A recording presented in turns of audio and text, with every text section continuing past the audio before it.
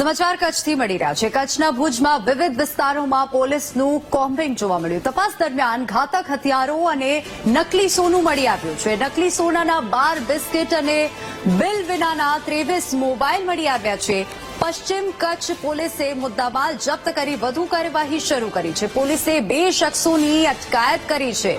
તો આ સમાચાર ભુજથી મળી રહ્યા છે અને આ જ સમાચારને લઈને વધુ વિગતો સાથે સંવાદદાતા ભરત આપણી સાથે ફોન લાઈન પર જોડાઈ ગયા છે। ભરત, પશ્ચિમ કચ્છ પોલીસે મુદ્દામાલ જપ્ત કરી વધુ કાર્યવાહી હાથ ધરી છે। આ મુદ્દામાલને લઈને શું વધુ વિગતો મળી આવેલી છે?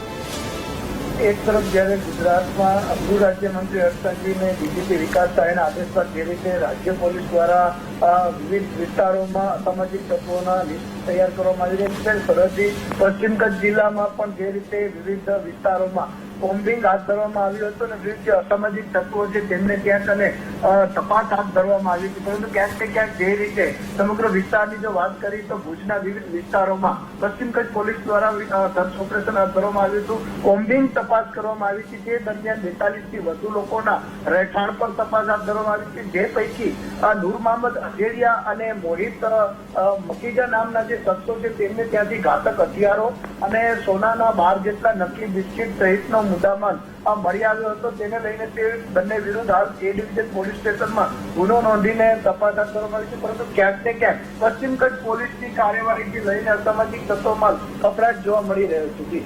જી ભરતસિંહ, આભાર સમગ્ર માહિતી બદલ।